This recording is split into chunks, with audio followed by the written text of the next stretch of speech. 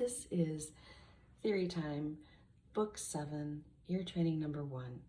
The very first question is going to ask you to differentiate the 8 intervals in the major scale. So we like to teach these in pairs of sums adding up to 9. For example, 2 plus 7 equals 9. We call those the uglies. No insult intended, but the clashies, okay? 2 is a small clashy interval. 7 is a large clashy interval. So when you hear this clashy, then you just have to ask yourself, is that a 7 or a 2, big or small? The 3 and the 6, the third and the 6th, we call those the pretties. They're very harmonious together. They sound like a nice little calming melody kind of thing, right? And then the perfects are the 4 plus 5. The 4th, we call these the tunes. This is Here Comes the Bride. And the 5th is Twinkle Twinkle, or you may know it as the ABC song. And then of course there's perfect unison, same note, and then there's the octave. Again, the same note, just one whole octave apart. So having said all of that, let's start with A.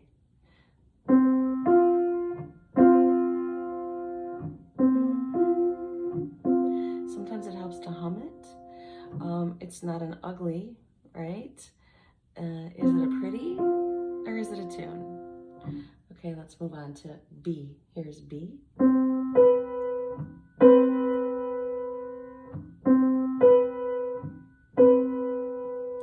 C.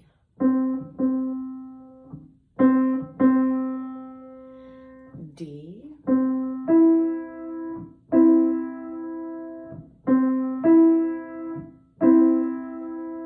E.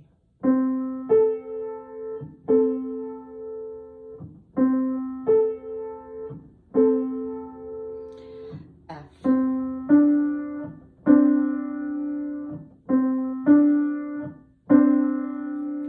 G.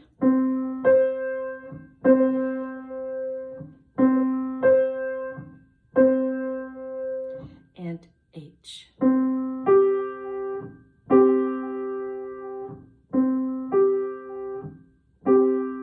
Okay, let's check your answers. For A, I played.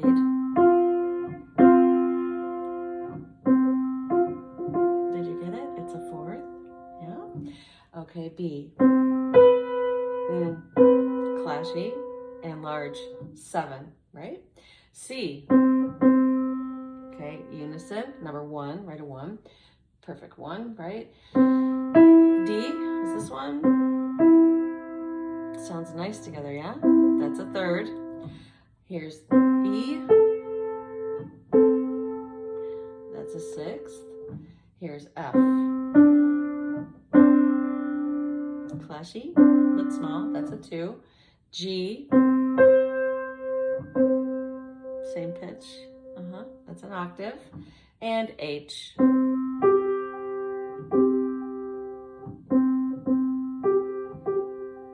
Twinkle, twinkle, that's a 5th, yeah? On this page in your ear training book, it does list a whole bunch of songs that you can use to help you identify these various intervals. So I suggest any of these that you're really familiar with, go ahead and use those, will help. And as I said, kind of humming them or singing them also really helps your ear to connect. Okay, the other question on this page is number 2. It says, play the following chords and identify them as major, minor, augmented, and diminished. Okay, we've spent some time in previous levels talking about them listening for major and minor, right? And so now we have these other 2 chord qualities. One is called augmented. And what that is a major chord, except the 5th of the chord is raised a half a step. And the other one is a diminished chord. Look at that sound. I find that it's best to think of these triads in two groups based on the first interval, the first third. If you have a major third, you can hear it right away, right? here's what a minor third would sound like. Much darker. Na, na, na, na, na. That's a kind of a thing in playgrounds. It's usually a minor third. So if you can identify the first interval, the third, then you know you've got one of two things. If it's a major third to start, it's either going to be a major chord or an augmented chord.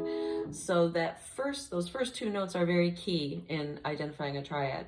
If it's a minor third to start, it's either going to be the minor triad, which sometimes we say sad, thoughtful, provocative, melancholy, pick your adjective. And then, or you get this one, two minor thirds stacked, yeah? And that one we usually say scary. If you were scoring a movie, a scary movie, you would probably use a few diminished chords in there to heighten the mood. So there's nothing really to hear because you're seeing what I'm playing, but it doesn't hurt to listen to these. So the first third, that's minor, yeah? So then what is it? Is it the sad or is it the melancholy? It's minor, so that's a small m. The second measure, E, G, B flat, minor third again to start, but that is a minor third too, so diminished, lowercase d, diminished. The third measure, major. The fourth measure,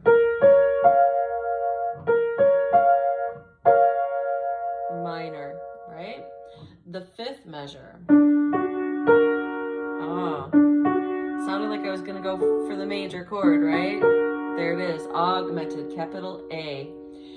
Next one, minor. Next one, F sharp, A, C sharp, minor. And the last, C, E, G, major. And that's it for that number one.